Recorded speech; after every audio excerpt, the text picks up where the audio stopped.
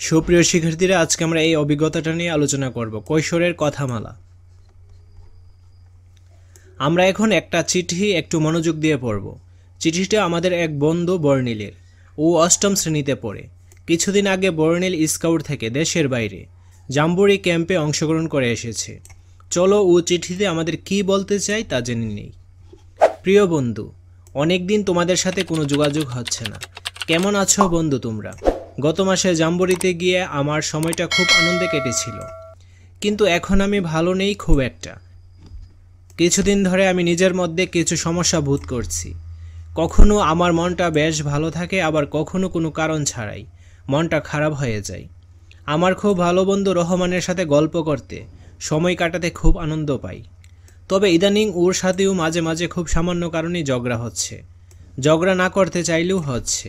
এজন্য নিজের উপর বেশ রাগী হচ্ছে। কেন এমন হচ্ছে বুঝতে পারছি না। আবার অন্যরাও কেন যেন আমাকে বুঝতে পারছে না, আমাকে ভুল বুঝছে।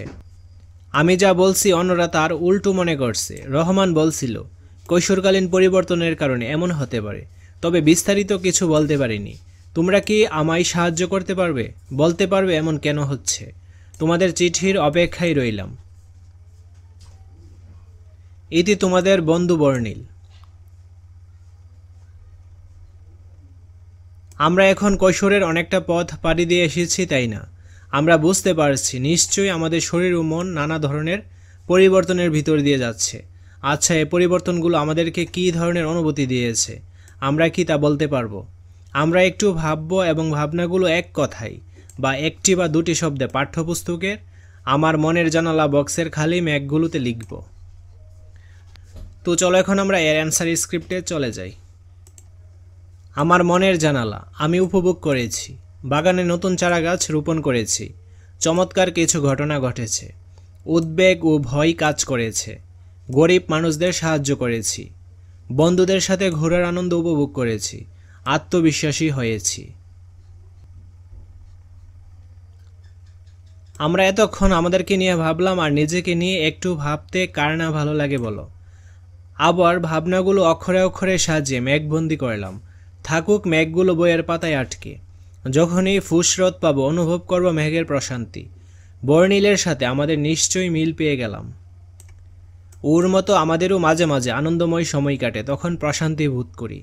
আবার কখনো কখনো বেদনা নিয়ে পার করি মন খারাপের সময়গুলো।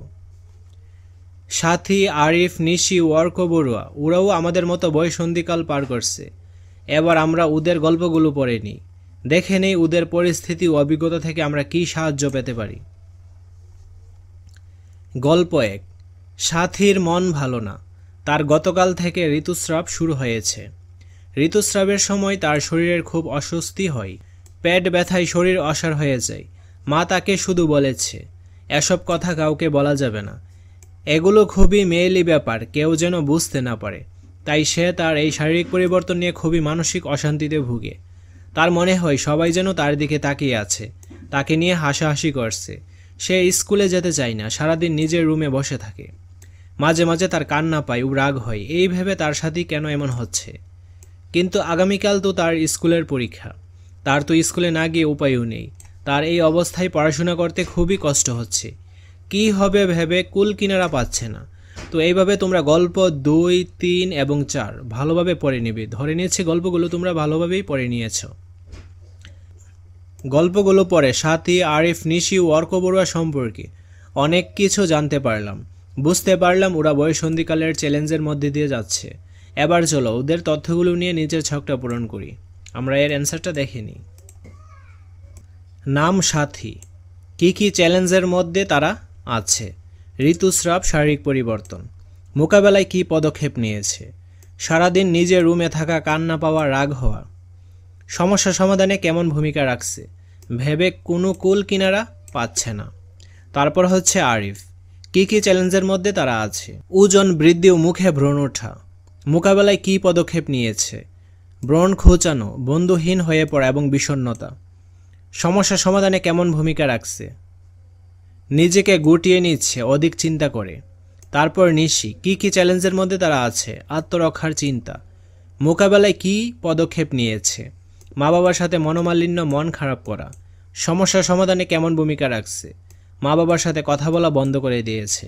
অর্ক বড়ুয়া, কী চ্যালেঞ্জের মধ্যে তারা আছে? অভিমানী স্বভাব, আদুরে সন্তান, মোকাবেলায় কী পদক্ষেপ নিয়েছে? মন খারাপ করা, কান্না করা।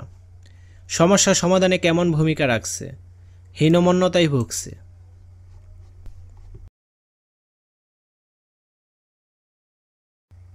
এবার এ সকল চ্যালেঞ্জ মোকাবিলার কৌশলগুলো শিক্ষক ও লাইব্রেরি রিসোর্স বুকের তথ্য থেকে জানব এবং সেগুলো নিয়ে জোড়ায় বসে আলোচনা করব।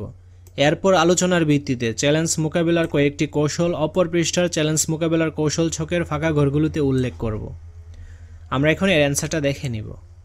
চ্যালেঞ্জ মোকাবিলার কৌশল: বয়ঃসন্ধিকাল সম্পর্কে সঠিক ধারণা লাভ করা, আবেগ নিয়ন্ত্রণ ও ঝুঁকিপূর্ণ প্রস্তাব প্রত্যাখ্যান, পড়াশোনায় ব্যাঘাত ঘটলে অবশ্যই শিক্ষকের সাহায্য নেওয়া এবং সকল প্রকার খারাপ সঙ্গ ত্যাগ করা, হতাশা কাটিয়ে উঠতে নিজের প্রিয় কাজগুলো করা, যেমন খেলাধুলা, বই পড়া, গান শোনা, মানসিক অবস্থা বেশি খারাপ হলে ডাক্তারের শরণাপন্ন হওয়া, পরিবারের সকলের সাথে ভালো সম্পর্ক গড়ে তোলা। প্রথমে আমরা গল্পের সাথে নিজেদের যে চ্যালেঞ্জগুলোর মিল পেয়েছি তা বের করেছি। এরপর নিজেদের জানা ও শোনা চ্যালেঞ্জগুলো থেকে তালিকা করেছি। এবার সেগুলো মোকাবেলার পরিকল্পনা করব। চ্যালেঞ্জ মোকাবেলায় যে তথ্যগুলো পেয়েছি তা ব্যবহার করে আমার পরিকল্পনাটি নিচের চ্যালেঞ্জ মোকাবেলায় আমার পরিকল্পনা ছকে আমি আমার মতো করে লিখব। চ্যালেঞ্জ মোকাবেলায় আমার পরিকল্পনা। চলো এখন আমরা এর অ্যান্সারটা দেখে নিই।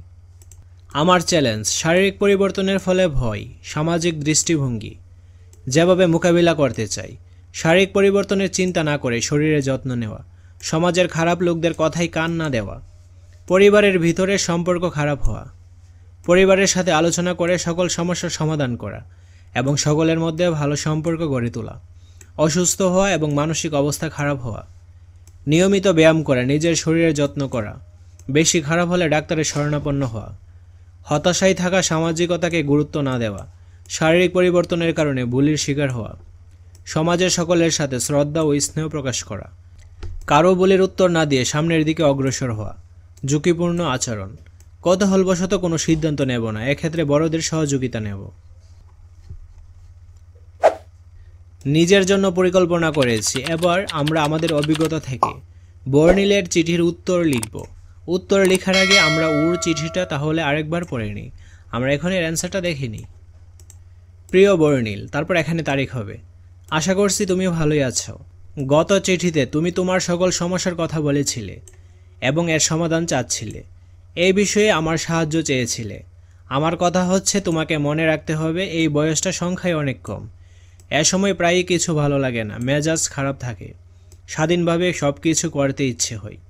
তাই আমার পরামর্শ হলো তুমি সব পরিস্থিতিতে শান্ত থাকার চেষ্টা করবে। তুমি সকলের সাথে ভালো ব্যবহার করবে, ঝগড়া এড়িয়ে চলবে, বন্ধুদের সাথে জমিয়ে আড্ডা দিবে। তারপর দেখবে তোমার মানসিক অবস্থা অনেকটাই ভালো হয়ে যাবে। তুমি তোমার পরিবারের সাথে মিলে আড্ডা দিবে, গল্প করবে। আশা করি এভাবে তুমি অনেক শান্তি পাবে। তোমার জন্য দোয়া রইল। ইতি তোমার বন্ধু সিয়াম।